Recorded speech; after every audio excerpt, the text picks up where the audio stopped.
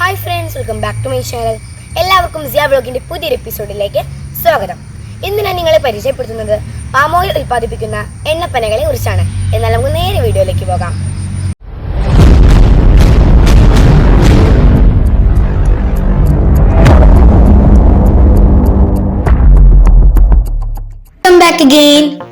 ഇന്ന് ഞാൻ നിങ്ങളെ പരിചയപ്പെടുത്തുന്നത് പാം ട്രീ അഥവാ എണ്ണപ്പന.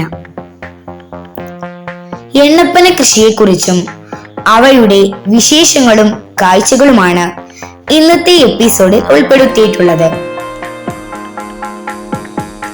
നമ്മുടെ നാട്ടിൽ നാളികേരം, സൂര്യകാന്തി, എള്ള്, കടക്, ഒലീവ്, നിലക്കടല, സോയാബീൻ തുടങ്ങിയ എണ്ണ ഉൽപാദക വിളകളോടൊപ്പം സ്ഥാനം പിടിച്ച ഒരു വിളയാണ് എണ്ണപ്പന.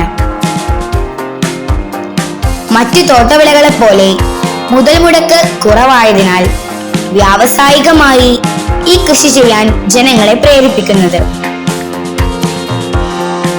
ഉഷ്ണമേഖലാ പ്രദേശമായ അറബ് രാജ്യങ്ങളിൽ ഈന്തപ്പനയെ അനുസ്മരിപ്പിക്കും വിധം നമ്മുടെ കൊച്ചു കേരളത്തിലും എണ്ണപ്പന കൃഷി കയച്ചു വളരുന്നു. നമ്മുടെ കേരളത്തിലെ കാലാവസ്ഥയും മണ്ണും ഭൂപ്രകൃതിയും എണ്ണപ്പന കൃഷിക്ക് അനുയോജ്യമാണെന്ന് ഇത് തെളിയിക്കുന്നു. മലേഷ്യ, സിംഗപ്പൂർ തുടങ്ങിയ രാജ്യങ്ങളിലാണ് ഇത് വ്യാപകമായി വാണിജ്യ അടിസ്ഥാനത്തിൽ കൃഷി ചെയ്യുന്നത്. നമ്മുടെ തെങ്ങ് പോലെ തന്നെ ഒറ്റത്തടി വൃക്ഷമായ ഇതിന് 40 വർഷം വരെയാണ് നല്ല വിളവ് ലഭിക്കുന്നത്. എണ്ണപ്പന ഏകദേശം 20 മീറ്റർ, അതായത് 60 അടി ഉയരത്തിൽ വരെ തഴച്ചു വളരുന്നു. ഒരേ ചെടിയിൽ തന്നെ ആൺപൂവും പെൺപൂവും പ്രത്യേകം കണ്ടുവരുന്നു. നിശ്ചിത അകലത്തിൽ നട്ടുവളർത്തുന്ന ഒരു ദീർഘകാല വിളയായിട്ടാണ് ഇതിനെ പരിചരിച്ചു പോരുന്നത്. ഉഷ്ണമേഖലാ പ്രദേശമായ ആഫ്രിക്കയിലാണ് ഇതിന്റെ ജന്മദേശമെന്ന് പറയപ്പെടുന്നു. തൈകൾ നട്ട് 3-ാം വർഷം മുതൽ പൂവിട്ടു തുടങ്ങുകയും 5-ാം വർഷം മുതൽ വിളവ് കിട്ടി തുടങ്ങുകയും ചെയ്യും. ഇതിന്റെ പഴക്കുലയിൽ നിന്നുമാണ് എണ്ണ ഉൽപ്പാദിപ്പിക്കുന്നത്. മൂപ്പെത്തി പാകമായ പഴക്കുല വെട്ടിയെടുത്ത് ഫാക്ടറിയിൽ എത്തിച്ചു വൃത്തിയാക്കി അതിൻ്റെതായ പ്രോസസ്സിങ്ങുകൾ പൂർത്തീകരിച്ചാണ് എണ്ണ വേർതിരിച്ചെടുക്കുന്നത്. അത്യുൽപാദന ശേഷിയുള്ള നല്ല ഇനം പനകളിൽ നിന്നും പ്രതിവർഷം 8 മുതൽ 12 വരെ പനംകുലകൾ ലഭിക്കുന്നു. വികസ്വര രാജ്യങ്ങളിൽ പാചകത്തിനു പുറമെ സൗന്ദര്യവർദ്ധക വസ്തുക്കളിലും സോപ്പ് നിർമ്മാണത്തിലും കുറഞ്ഞ തോതിൽ ഇന്ധനമായും ഇതിൽ നിന്നും വേർതിരിച്ചെടുക്കുന്ന എണ്ണ ഉപയോഗിക്കുന്നു. വിപണിയിൽ കിട്ടുന്ന മറ്റു സസ്യ എണ്ണകളെക്കാൾ ഉൽപാദന ചിലവ് കുറവാണ്. അറബ് നാടുകളിൽ ഈന്തപ്പനയെ പരാഗണം നടത്തി പരിചരിക്കുന്ന പോലെ ആൺപൂങ്കുലയിൽ നിന്നും പൂമ്പൊടിയെടുത്ത് പെൺപൂങ്കുലയിൽ നിക്ഷേപിച്ചാൽ മാത്രമേ അത്യുൽപാദന ശേഷിയുള്ള വിളവ് ലഭിക്കുകയുള്ളൂ. അതിനാൽ ഈ മരത്തിനും നല്ല പരിചരണം ആവശ്യമാണ്.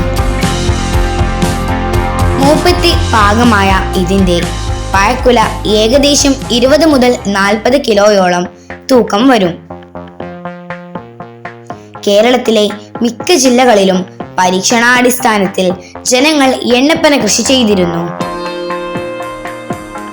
കേരളത്തിൽ നേരത്തെ ഇതിന് കിലോക്ക് 8 രൂപ മുതൽ 12 രൂപ വരെ ലഭിച്ചിരുന്നു.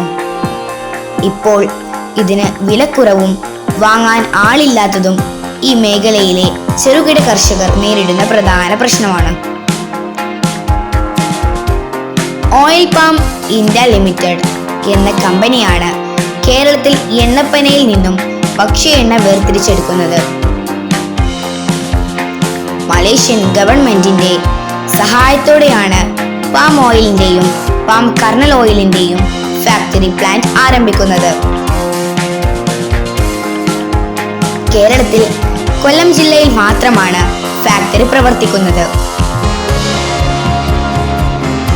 കേന്ദ്ര കേരള സർക്കാരുകളുടെ സഹായ സഹകരണത്തോടെ 1969 നിർമ്മിച്ച പൊതുമേഖലാ സ്ഥാപനമാണ് ഓയിൽ പാം ഇന്ത്യ ലിമിറ്റഡ് എന്ന കമ്പനി.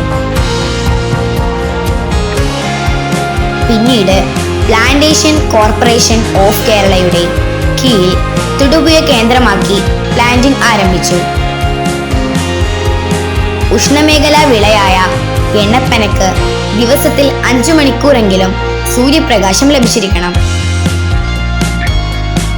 20 ഡിഗ്രി മുതൽ 30 ഡിഗ്രി സെൽഷ്യസ് താപനിലയും ഇതിന്റെ ശരിയായ വളർച്ചയ്ക്ക് ആവശ്യമാണ്. നല്ല വളക്കൂറും നീർവാർച്ചയുള്ളതുമായ മണ്ണാണ് ഈ കൃഷിക്ക് ഉത്തമം. 3 വർഷം വരെ ചെടികളിൽ ഉണ്ടാകുന്ന ആൺപൂവും പെൺപൂവും പിഴുതു മാറ്റുന്നത് ചെടിയുടെ ശരിയായ വളർച്ചയ്ക്കും നല്ല കരുത്തുള്ള കുലകൾ പിറവിയെടുക്കാനും നല്ലതാണ്. ജൂൺ ജൂലൈ മാസങ്ങളിലാണ് ഇതിന്റെ തൈകൾ വച്ചുപിടിപ്പിക്കാൻ ഏറ്റവും ഉത്തമം. 9 മീറ്റർ അകലത്തിൽ 50 സെന്റിമീറ്റർ നീളവും വീതിയും താഴ്ചയുമുള്ള കുഴികൾ രൂപപ്പെടുത്തി വേണം തൈകൾ നടാൻ. എണ്ണപ്പന തോട്ടങ്ങളിൽ ഇടവിളയായി പ്രധാനമായും വാഴ, മുളക്, മഞ്ഞൾ, ഇഞ്ചി, കൈതച്ചക്ക, പച്ചക്കറികൾ എന്നിവയും കൃഷി ചെയ്യാവുന്നതാണ്. നിങ്ങൾക്ക് ഈ വീഡിയോ ഇഷ്ടപ്പെട്ടാൽ ലൈക്ക് ചെയ്യുക, ഷെയർ ചെയ്യുക, സബ്സ്ക്രൈബ് ചെയ്യുക. അതിൻ്റെ തൊട്ടടുത്തുള്ള ബെൽ ബട്ടൺ ക്ലിക്ക് ചെയ്താൽ ഞാൻ വിടുന്ന എല്ലാ വീഡിയോസും നിങ്ങൾക്ക് നോട്ടിഫിക്കേഷനായി ലഭിക്കുന്നതാണ്. നിങ്ങളുടെ അഭിപ്രായങ്ങൾ കമൻറ്റ് ബോക്സിൽ അറിയിക്കുക. ഇതുപോലെ നല്ല നല്ല വീഡിയോസുമായി പിന്നെയും കാണാം. Bye bye.